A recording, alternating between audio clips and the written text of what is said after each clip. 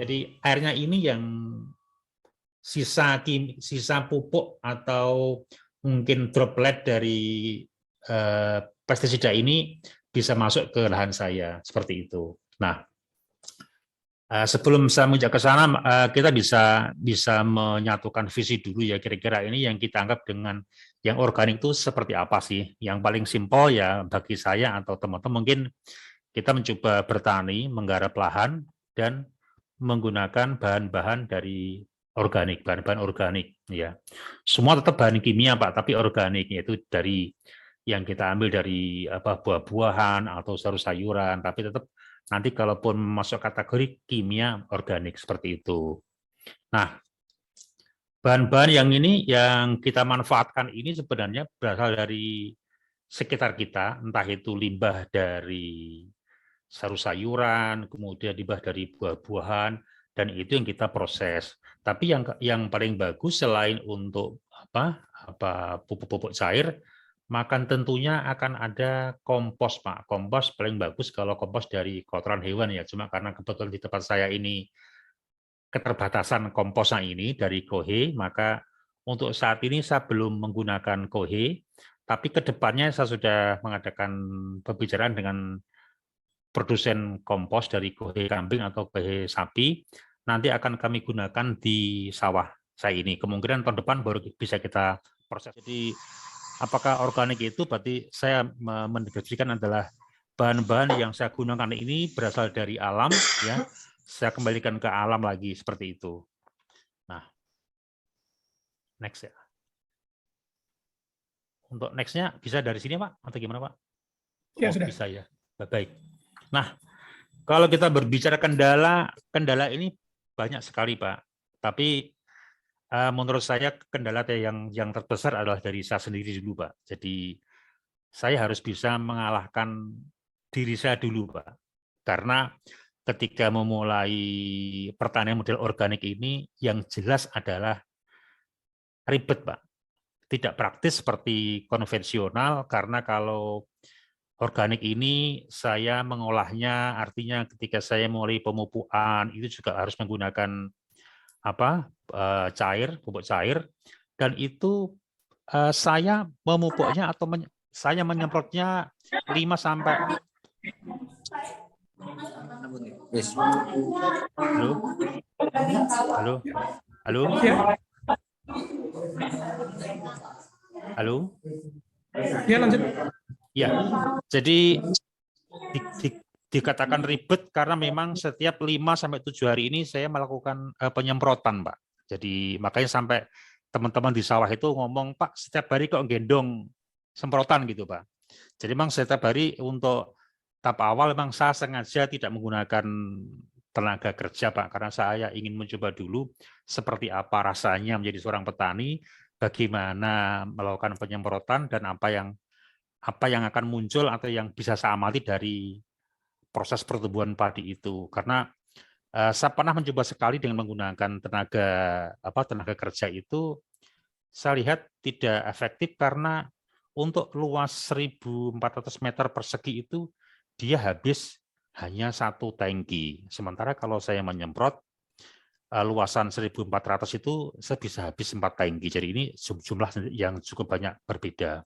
Nah, jumlah penyemprotan yang kita lakukan sampai dari awal sampai panen itu kalau saya hitung 10 kali penyemprotan, Pak. Jadi setiap saya cicil, Pak. Jadi saya nyemprotnya itu karena jam 7 saya sudah berangkat kerja, maka saya semprot di pagi hari jam 5:30 sengaja biar matahari belum terbit. Kalau pagi sekali, atau kalau siang setelah jam 7, atau kalau sore jam 2 sampai jam 4. Nah, karena luas yang saya garap ini ada 4 peta atau sekitar 6.000 meter persegi, maka saya selesaikan penyemprotan ini 1 minggu, Pak. Saya cicil. Jadi setiap hari, kadang sore itu jam 4 saya semprot, pokoknya selesai 4 sampai 5 hari itu 6.000 meter persegi ini selesai saya semprot. Nah, sementara penyemprotan berikutnya karena saya lakukan 5 sampai 7 hari, misalnya saya semprot dari Senin selesai Kamis, maka hari Minggu saya sudah semprot lagi, Pak. Makanya setiap sore itu saya ke sawah sampai orang tuh bilang, kok nggak ada berhenti, kok nggak ada berhentinya, Pak? Setiap hari kok gendong semprotan kayak astronot seperti itu. Ini teman-teman yang di sawah. Nah, kemudian yang selain ribet dan tidak praktis, maka banyak orang yang takut karena biaya, Pak. Orang masih berpikiran bahwa organik itu mahal, Pak. Bahan-bahannya mahal.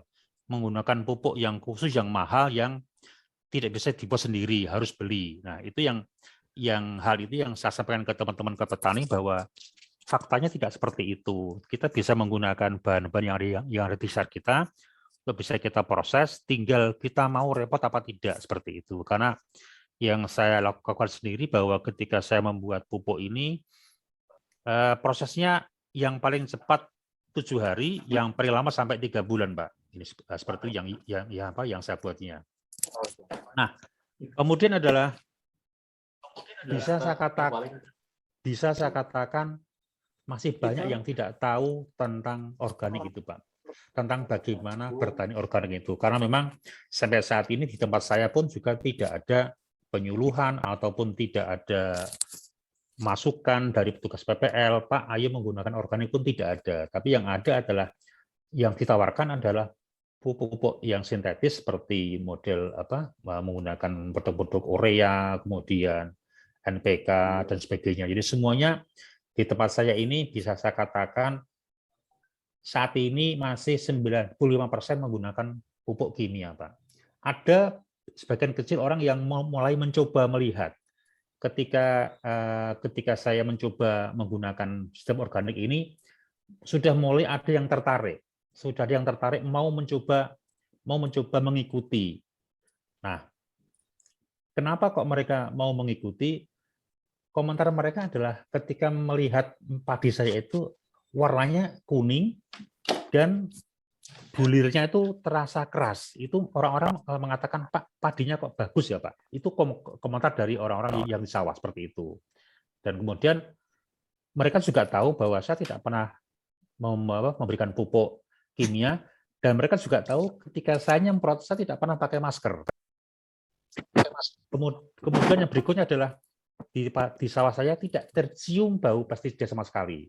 Jadi segar. Jadi kalau ketika berjalan ke sawah itu terasa bau menyengat dari pestisida, tapi ketika sampai ke lahan saya itu tidak ada bau sama sekali. Itu yang mereka rasakan. Dan ternyata selama proses dari awal sampai panen itu orang-orang mengamati. Meskipun awalnya saya dibully ya.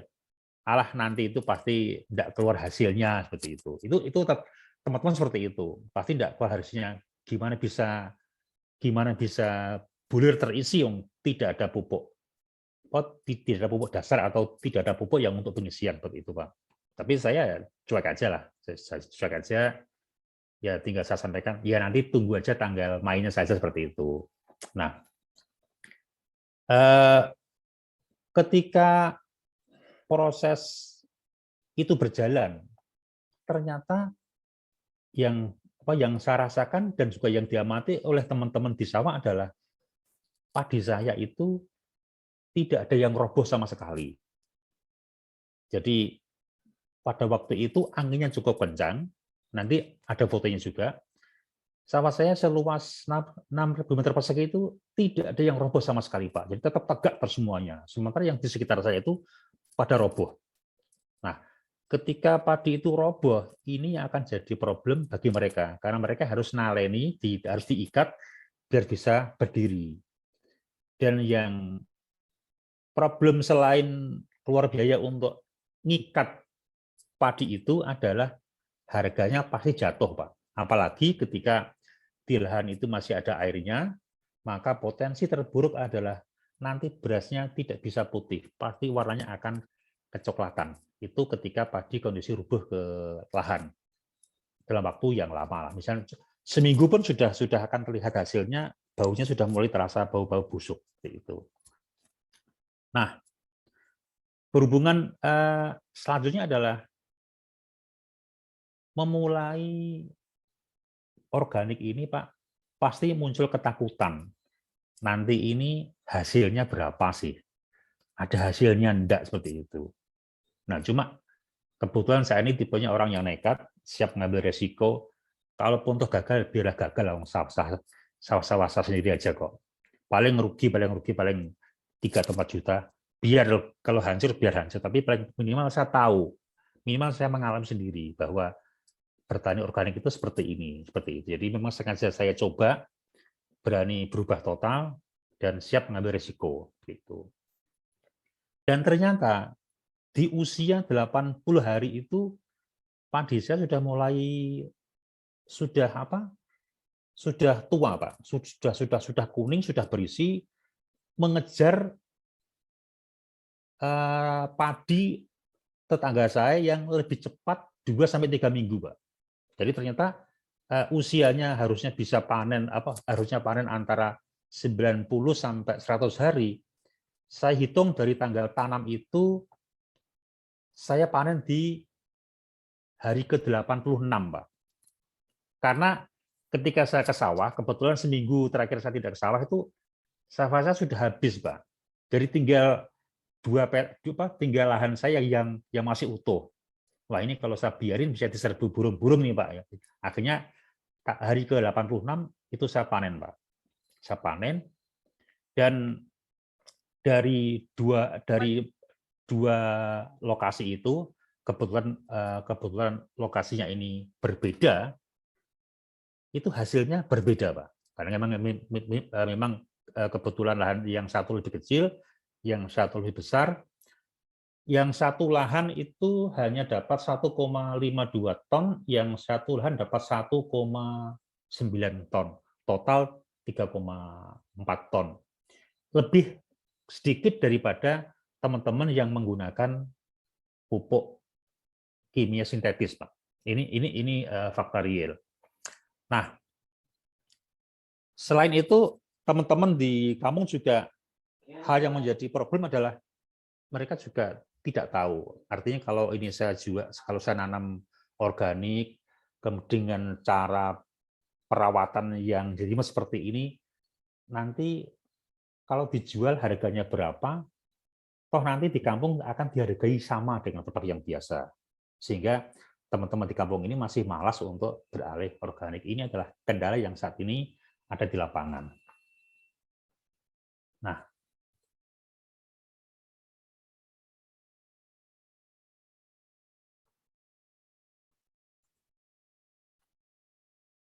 next, Pak.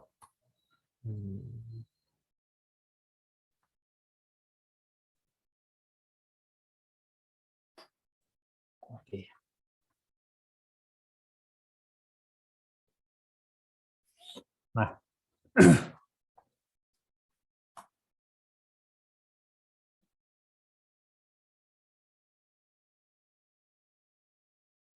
Nah, untuk persiapan yang kita lakukan, ini pasti lahan ya. Jadi lahan kita siapkan semuanya. Lebih bagus lagi kalau kita sebelum tanam kita kasih kompos, Pak. Cuma komposnya ini memang lumayan banyak, 1-4 ton. Tapi ini kan bisa bertahan sampai 1-2 tahun, Pak. Jadi sebenarnya ini tidak masalah. Dan ini akan bisa kita lakukan secara bertahap. Ya, kebetulan lahan saya ini jauh dari jalan raya, jadi memang nanti agak repot untuk pengangkutan komposnya. Tapi nanti akan saya cicil, mungkin untuk musim tanam yang akan datang mungkin saya kasih dulu mungkin 0,5 ton, kemudian nanti berikutnya 0,5 ton, sampai nanti pada akhirnya seluas 1 hektar ini bisa sampai 4 ton. Jadi harapan saya dengan ada pupuk dasarnya maka akan pertumbuhan akan semakin bagus. Jadi unsur hara bisa diserap dari bawah, dari akar, dan juga bisa diserap dari daun, seperti itu. Nah, pupuk cair, kalau pupuk cair ini memang sudah saya siapin saya sudah membuat lebih dari 30 liter, cukup untuk 2 kali panen. Kemudian benih ini memang sangat vital sekali, karena kemarin saya memang sengaja mencoba beli benih dari petani, saya tanam, tapi saya tanam padi, tapi saya tanam ketan, dan hasil tidak maksimal. Jadi benih yang sehat ini yang akan menentukan hasil yang bagus juga. Nah, pengendalian hama ini juga akan menjadi hal yang sangat penting, Pak, karena di tempat saya ini yang paling banyak adalah tikus sama burung. Ya, jadi tikus sama burung. Kalau tikus untuk saat ini saya menggunakan solusi, saya semprot dengan berbagai macam ramuan, yaitu kayak daun serai, kemudian daun salam, kemudian beberapa umbi-umbian yang baunya menyengat yang tidak disukai oleh tikus. Nah, kalau burung ini yang memang PR yang terbesar, mau saya pasang pakai jaring kok juga segitu luasnya. Kemudian di satu sisi saya mencoba memasang jaring, tapi dari dalam mengatakan dia kan juga makhluk hidup, biarkan dia juga hidup, biarkan juga dia makan. Kalau dia nggak makan, siapa yang ngasih makan? Jadi akhirnya saya biarkan seperti itulah. Ya akhirnya saya ngobrol-ngobrol aja, ya sudahlah, ambil jatahmu yang memang sudah menjadi jatahmu, biarlah saya juga mendapat jatah dari padi ini, seperti itu. Nah, alhamdulillah dari masa tanam yang kemarin itu kok burungnya sangat sedikit sekali yang datang. Kemudian tidak ada satupun rumpun padi yang dimakan tikus. Ya, saya juga tidak tahu apakah karena lokasi sawah saya kebetulan di bawah sutet sehingga tikus tidak suka ke situ, atau burung juga tidak suka ke situ, tapi kebetulan di sekitar sawah saya itu hancur semuanya, jadi sampai tidak ada yang membawa padi ke rumah. Nah, kemudian untuk air bersih nih Pak, karena saya ingin agar padi saya ini mendapatkan bahan yang terbaik, maka ini rencana saya membuat sumur Pak di sawah. Jadi biar nanti untuk bahan campuran POC-nya ini menggunakan air yang bersih, bukan air dari sungai. Karena air sungai apapun tetap saya yakin banyak hal yang tidak bersih di situ. Jadi ini ke depan saya rencana mau buat sumur, nanti bisa untuk spray, untuk campuran spray. Nah, kemudian karena saya harus sering nyemprot 5-7 hari sekali, maka saya siapkan ini jadi spare listrik sama power misty blower. Jadi sekali jalan semprot bisa sampai 3-6 meter, jadi bisa lebih efektif. Kemudian hasilnya ini seperti embun, jadi hasilnya akan lebih merata ke semua daun, sehingga hasilnya lebih maksimal. Dan yang terakhir adalah mental yang kuat, Pak. Karena kalau mental nggak kuat, ini pasti langsung beralih ke pupuk yang lain. Karena apa? Perlu kita akui atau tidak, Pak, perkembangan dengan menggunakan organik ini agak lambat. Daunnya kok nggak langsung hijau ya? Nek, orang Jawa bilang padinya belum bangun, seperti itu. Jadi orang bilang, kok padimu belum bangun, Pak? Kok masih tidur? Karena masih terlihat kuning, Pak. Sementara tetangga itu begitu tanam, 2 hari berikutnya langsung ditaburi urea, maka dalam waktu 2-3 hari langsung jadi hijau, Pak, cepat sekali. Sementara padi saya masih kuning, Pak. Nah, sampai saya dikasih sampai saya ditelepon, Pak Tohar, memang sudah mau panen, kok sudah kuning padinya. Jadi dilihat seperti itu, tapi ya enggak apa-apa. Nah, itu fakta-fakta yang di lapangan. Kenapa siapkan mental yang kuat ini adalah karena nanti akan ada banyak hambatan, terutama adalah akan tergoda, Pak. Ketika daun masih kuning, ini akan tergoda, Pak. Aduh, kok enggak bergerak seperti itu. Nah, tapi dalam jangka waktu 2 minggu kemudian, semuanya mulai berubah, Pak. Sudah mulai hijau dan mulai mekar. Itu. Baik. Nah, ini hal yang saya lakukan. Jadi yang tadi saya sebutkan adalah benih, kemudian nanamnya di usia masih muda. Kenapa kok 15 hari?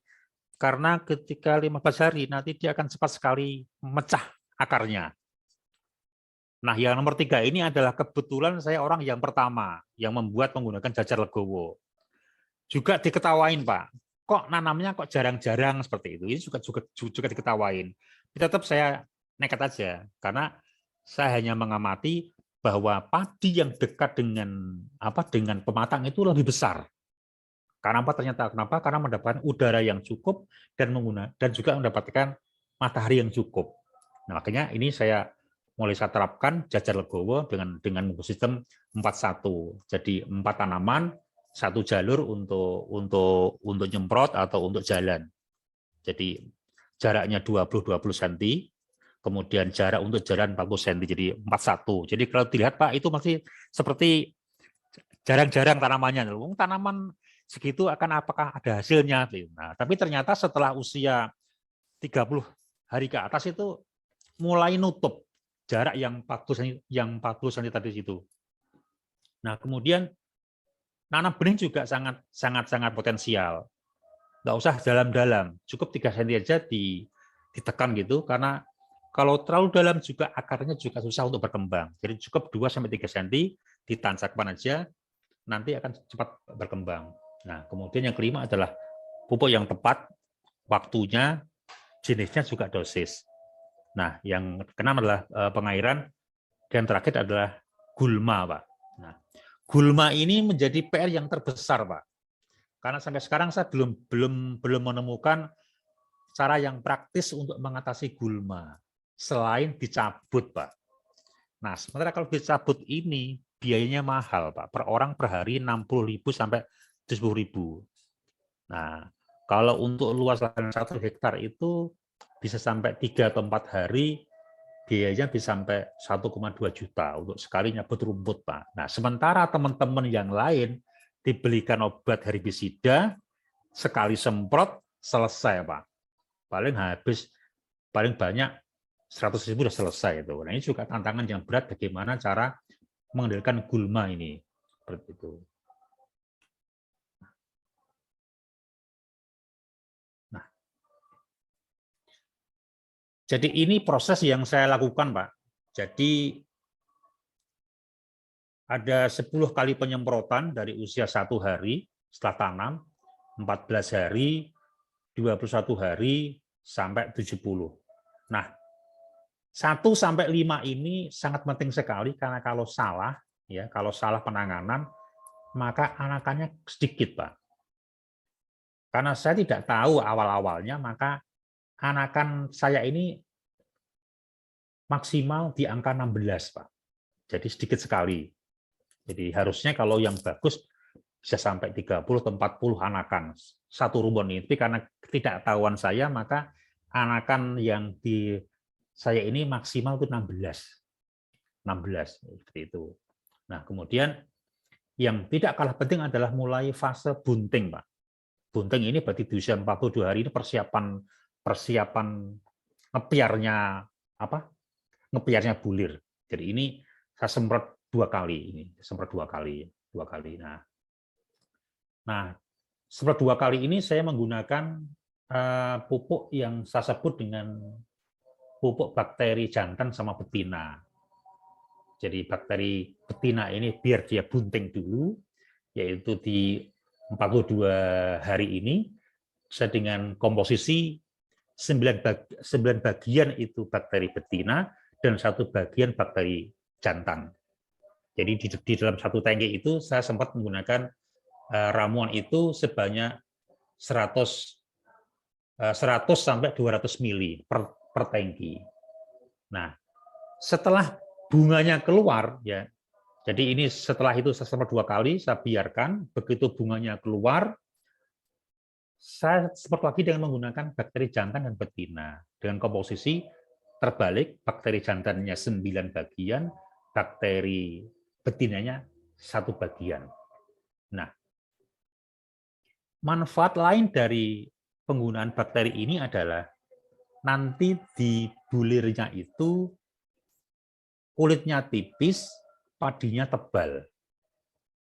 Dan itu akan terasa sekali ketika diseleb, Pak. Jadi ketika diseleb itu petugasnya ngomong, loh kok gampang sekali diseleb ya, langsung bisa selesai sekali proses tanpa adjustment ataupun tanpa proses yang ribet. Kemudian dedaknya atau katul sangat sedikit sekali. Yang saya alami ini untuk rendemen saya ini 64-65%. dari berat kering, Pak. Jadi ya menurut saya sudah lumayan berhasil. Kalau bagus ya 80% kalau bagus yang berat. Tapi sampai sekarang saya belum bisa menemui proses yang sampai 80% untuk apa? Untuk arandemennya. Tapi sedang saya pelajari, Pak, ini. Nah, saya kemarin melakukan penyemprotan terakhir di usia di usia 75, Pak. Jadi saya tambah lagi untuk pengisian bulir untuk memaksimalkan nutrisi yang ada. Nah, kalau ini, Pak, ini sengaja saya gambarkan. Ini adalah target yang ingin saya capai, Pak. Jadi ini yang ingin saya capai nanti sekian, Pak. Jadi untuk satu untuk 6.000 meter, untuk 7.000 meter nanti saya targetkan sampai 11 ton, Pak. Dan ini saya sudah mulai ketemu caranya, tapi ini baru tahap untuk mau kita praktekkan. Kalau satu bau atau 7.000 meter persegi ini bisa dapat 11 ton, Pak. Ini para petani bisa ketawa, Pak. Bisa ketawa. Saat ini maksimal yang ada dengan pertanian konvensional, satu bau atau 7.000 meter persegi itu hanya mendapatkan 5,2 ton. Sangat sedikit sekali. Itu kalaupun dijual ke tengkulak paling laku antara 17,5 sampai 18 juta, Pak. Jadi hasil sangat minim. Tapi kalau bisa sampai 11 ton, maka petani bisa ketawa, Pak. Jadi ini nanti target saya ke depan, bagaimana petani bisa lebih sejahtera, karena hasilnya bisa 2 kali lipat, Pak. Memang agak sedikit ribet, tapi bisa kita capai. Nah, ini nanti kuncinya ada di nomor 1 sampai nomor 5 untuk pembentukan akar dan anakan. Nah, ini kalau target saya bisa sampai 20 sampai 30 anakan ini. 1 per 1 rumpun. Jadi ini target saya ini. Gitu.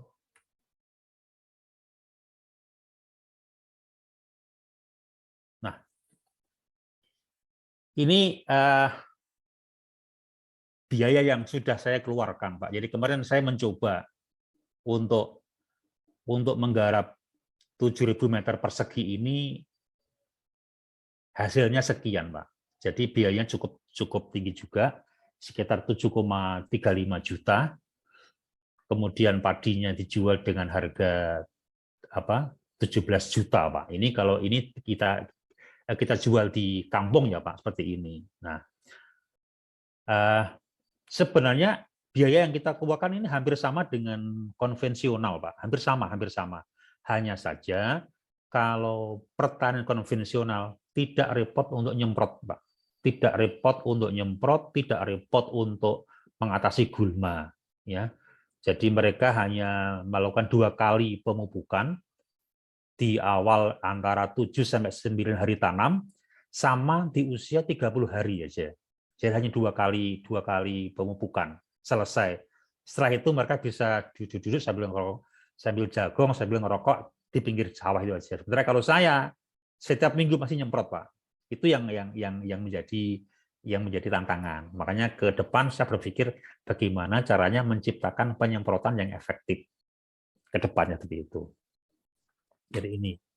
Nah, jadi nomor 8 ini juga yang menjadi kendala, Pak, karena cukup mahal juga, karena harus nyewa orang untuk menangani atau mencabuti rumput, Pak.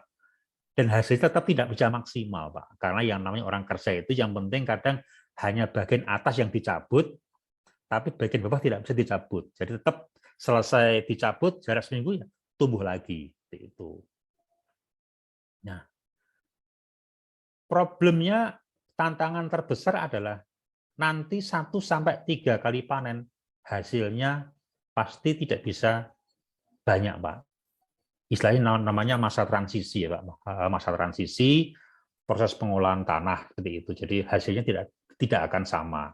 Tetapi kalau saya mengamati hasil yang saya dapatkan dengan tidak jauh berbeda, hanya terpaut antara 500 sampai 700 kilo dalam 2.800 meter persegi, maka saya punya rasa optimis, maka nanti pada saat panen keempat, saya bisa menyamai bahkan bisa melebihi.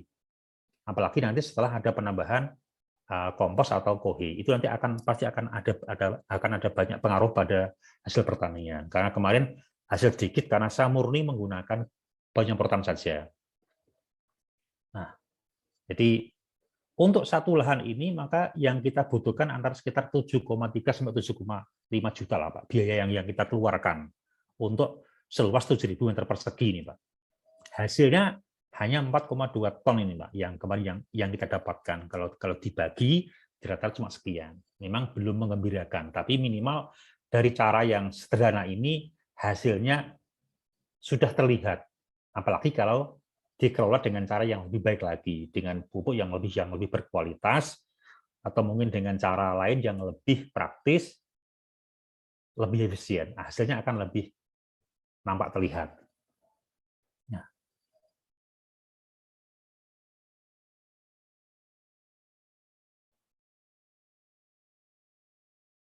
Nah, ini juga menjadi kendala, Pak. Kenapa orang malas mengerjakan organik? Karena mereka tidak punya alat untuk menjemur, Pak. Nah, kebetulan saya punya kenalan teman baik, jadi saya titip ke dia, tolong saya jemurkan, nanti biaya berapa saya bayar. Nah, akhirnya teman saya setuju, dan saya tidak ada lagi kendala untuk soal penyemuran padi ini. Tapi tentunya hal ini tidak bisa berlaku untuk semua orang, Pak. Tidak semua pabrik selat atau pabrik penggilingan padi mau menerima, Pak. Kecuali dibeli oleh dia. Tapi kalau ibaratnya kalau nitip jasa itu yang selama yang saya tahu tidak ada yang bisa, Pak. Nah, kebetulan karena ini teman baik, saya dibantu. Dan saya minta tolong dibantu. Saya ngomong, biar sama-sama saya bisa hidup. Tak gituin, Pak. Ya, saya dikasih kesempatan. Akhirnya sampai sekarang saya diomongin kalau ada panen silakan taruh tempat saya, nanti saya bantu jemur. Nanti kapan jamu itu siap tinggal ngomong aja. Ini yang apa istilahnya dibantu teman lah seperti itu. Nah, kemudian yang lainnya tidak begitu mahal, paling hanya karung kalau kita mau dikarungin, ya karena karung juga agak mahal, Rp2.000 per pieces. Kalau untuk kemarin berat keringnya jadi sekian, Pak.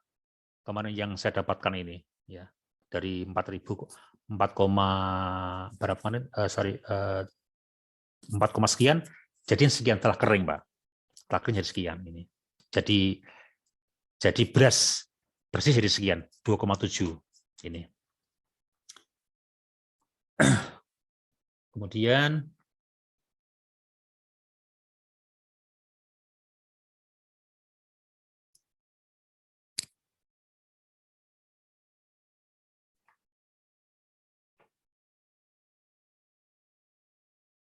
klik ya. Nah, ini pupuk yang saya gunakan, Pak. Jadi saya menggunakan beberapa jenis pupuk. Kebetulan semuanya saya buat sendiri, Pak. Jadi ini saya buat sendiri. Satu ada POC fotosintesis. Ini berguna untuk masa vegetatif atau pertumbuhan. Ini bisa diaplikasikan pagi dan sore hari, karena ini pH-nya 8, saya ukur pakai 8, maka saya tidak lagi takut nanti daunnya kebakar.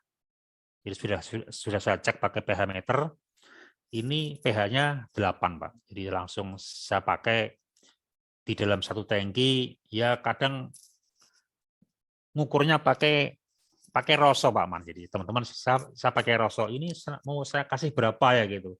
Kalau saya tergerak saya ngasih 1 gelas ya 1 gelas. Kalau hati bilang tambah ya saya tambahi. Jadi terus terang saya tidak punya patokan baku berapa porsinya, berapa dosisnya. Tapi saya tanya sama GS ya, ini kira-kira pakai berapa ya? Kira-kira ketika ada gerakan atau ada rosol, udah kasih 2, ya saya kasih 2 gelas untuk 1 tangki. Terus juga murah kok biayanya. Jadi kalau dihitung-hitung ini jatuhnya per liternya cuma 3.500, Pak. Biaya total. Karena apa? Karena biaya awal ini untuk 10 liter itu menggunakan biaya 103.000. Ini untuk 10 liter fotosintesis. Dan 10 liter ini bisa saya tengkarkan lagi menjadi 100 liter. Jadi sepertinya hampir tidak ada harga kalau pupuk untuk yang fotosintesis ini ya. Jadi hanya 3.500 per liter ini. Kalau tak perinci itu hanya segitu dehnya per liternya. Jadi di rumah saat ini saya ada lebih dari 30 liter yang saya persiapin. Kemudian yang kedua adalah waktunya 5 menit lagi ya. Siap. Nah, yang berikutnya adalah ekoenzim. Mungkin semua sudah paham. Terus ya Pak, bisa digeser ya Pak. Siap. Nah, banyak ya POC-nya. Iya, oke. Nah, ini contoh-contohnya. Kemudian, nah kalau konvensional ini pasti simple dikerjakan, tidak repot karena pupuk tinggal beli Pak. Panen sudah bisa kita lihat hasilnya karena dari kebiasaan, dan ada yang nampung langsung Pak, langsung ada yang nampung seperti itu. Kemudian hampir sama biayanya Pak. Ya tinggal mereka mau hasil banyak mungkin menggunakan pupuk ditambahi, tapi pupuknya untuk sekali tabur di harga sekitar 1,5 juta sudah cukup ini untuk konvensional. Hasilnya tidak jauh beda Pak, hanya selisih berapalah. Bagi saya ini tidak signifikan. Ini kalau untuk konvensional seperti itu. Nah, siap. Next Pak. Nah, ini perbandingan Pak. Jadi perbandingan organik sama konvensional ya. Nah, ini contohnya, ini adalah contoh padi tetangga saya masih utuh, dia roboh semua Pak. Seperti ini. Ini contoh dari hasil akhirnya. Ternyata batang mereka sangat empuk, kena angin langsung roboh. Nah, ini kesimpulan saya bahwa bertani organik itu mudah, pupuknya sangat terjangkau, bisa buat sendiri, berasnya enak, tidak basi, kemudian perlu membina kerjasama dengan penggilingan penggilingan padi agar bisa kita proses. Kemudian yang tidak kalah adalah perlu membentuk kelompok tani, Pak, agar kita bisa belajar, bisa saling memberi penyemangat. Kemudian perlu teknologi penyemprotan yang praktis. Nah, saya ini punya ide, saya akan naruh selang itu di sawah, tinggal klik ke mesin, langsung nyemprot sendiri seperti itu. Dan yang terakhir adalah perlu riset untuk membuat POC yang berkualitas dengan kandungan nutrisi yang cukup, Pak. Ini yang nomor 7 sangat penting sekali, Pak. Nah, teman-teman yang kebetulan dengan background kimia, saya sangat menunggu sekali bantuannya. Seperti itu, Pak. Karena selama ini saya hanya menggunakan buatan sendiri dan praktek saja. Demikian, terima kasih Pak atas segala kekurangannya. Semoga bermanfaat. Baik, terima kasih banyak Pak Tohar untuk sharingnya. Saya pikir ini perlu ada waktu satu sesi lagi ya nanti ya, menyusul bagaimana kita bisa lebih detail, misalnya ada bahkan pelatihan tadi ya, maupun juga riset untuk POC cair dan sebagainya.